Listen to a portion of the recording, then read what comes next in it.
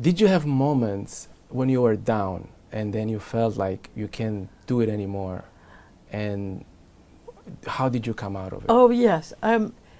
Not many where I mean, I've been down a lot and very worried about, am I on the right path? Because the voice is an instrument inside you, and it uses your lungs and your breath and your, the muscles, the lower muscles to support.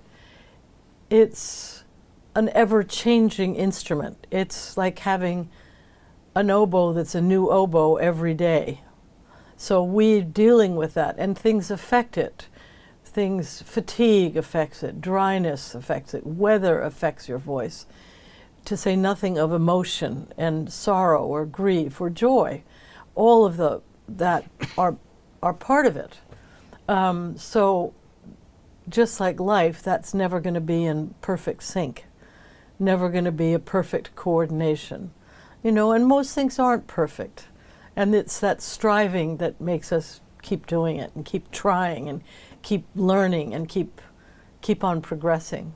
So your voice, for an opera singer, the voice is the most important thing. It is, yeah. Do you worry about losing your voice, and how do you protect it? Of course. To make sure oh, wonderful question. Yes, you're always worried about losing it because it's part of you.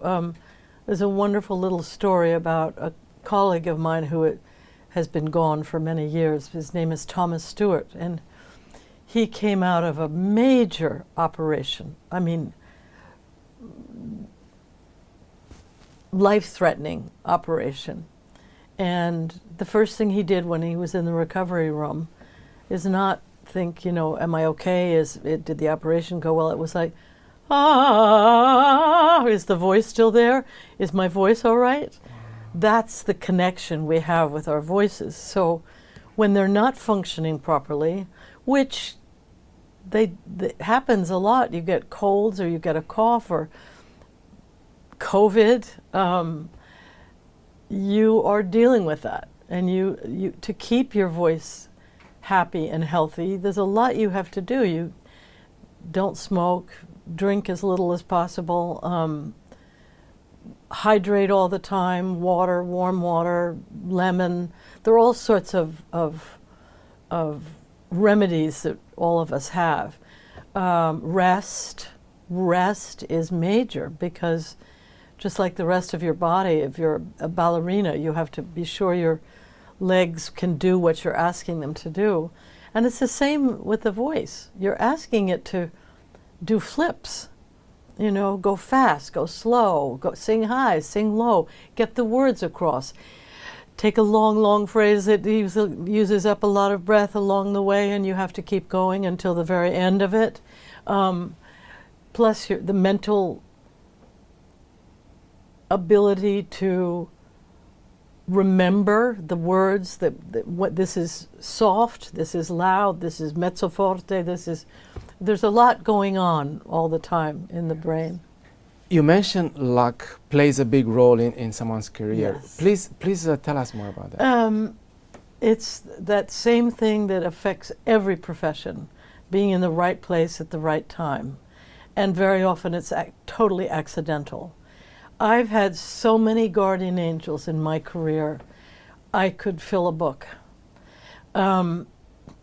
People who have advised me to go a certain way, who have guided me through it, who have taught me, who have put up with me, all of those things. And then, for my example with the Met, I got a prize in the Met auditions. Then which meant I came back in 3 months to compete for the absolute finals. In that 3 months, there was a walkout at the Met. Many people, I think it was, I don't know if it was the chorus, but people left. And so the Met was closed. It wasn't going to open. And many of the artists who had been there for a number of years were worried about their futures, so they took jobs elsewhere. So there were these openings. And there was an opening was a comprimario singer of small parts. So there was an opening. just when I was coming on scene. That's luck. Some would argue that you also make your luck, because if you look at a pattern of the successful people, Yeah. they like you said, you work hard, you try, you don't give up. Right. You fall down, you get right back up. There is that, absolutely. But my main point is that many great voices and great talents are not discovered because maybe they were born in, I don't know, Portland, Maine, instead of outside of New York City. So they didn't know what was available to them. Many singers don't have huge careers because maybe they sang one wrong role. They sang a role that was too big for them. There's so much that goes into it, which is happenstance. But the thrust of it is the care that one has received.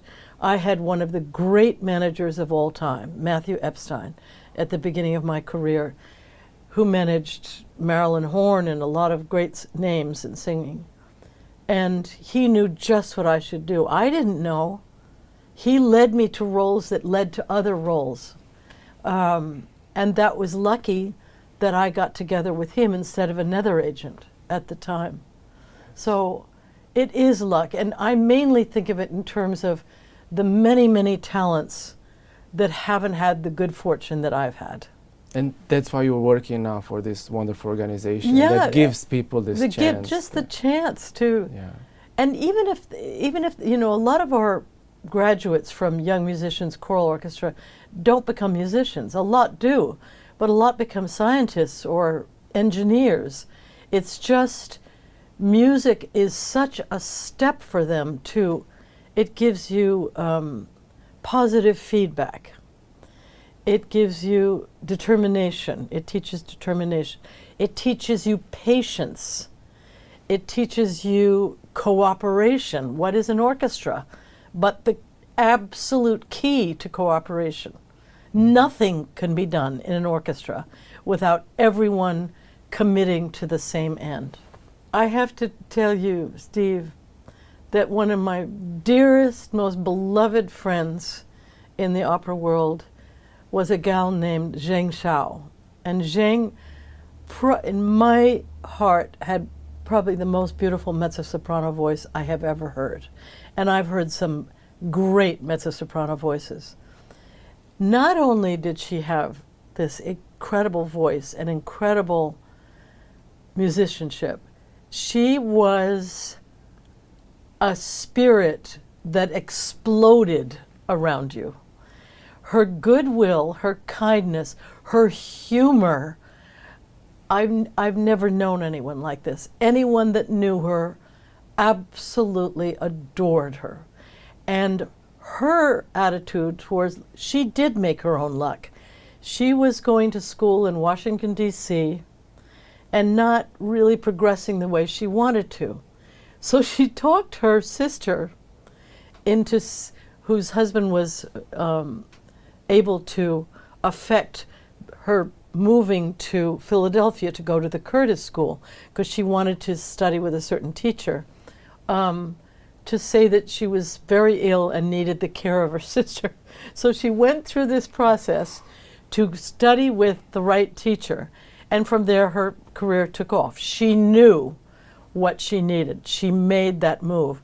But I agree that being good to other people brings goodness to you. And I had a grandfather whose name was Frederica von Stade, who was one of the kindest, most generous men I've ever met in my life.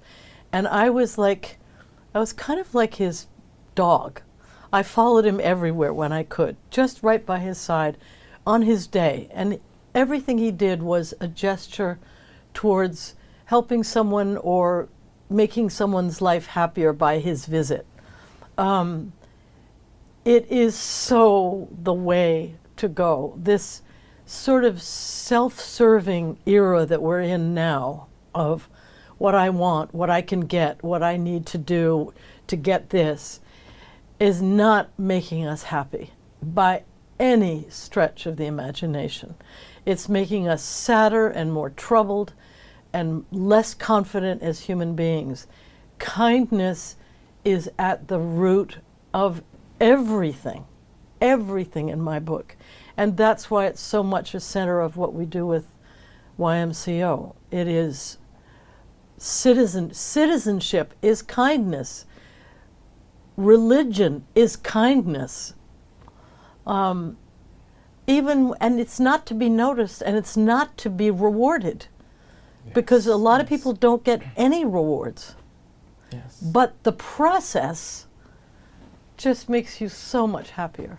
Yes, I know people like that, and indeed there are not many, but the fact that there are still people like that now, when, like you said, everything gets self-serving, it's so amazing, and observing them, it's inspirational, because you feel that, wow, you know, how does he do it, you know? The person who is the director of Young Musicians Choral Orchestra is such a man. His name is Geechee Taylor. He gave and gave. He was a graduate of the program. Then he had a career and came back to it to serve as an assistant to Daisy Newman, who then ran the program. His management of this program includes dealing with 65 kids, listening to their practice on iPhones every night, and telling them that they need to clean up their room because he can see their room. He taking care by himself, because he lost his wife, of 2 babies, 3.5 and 2.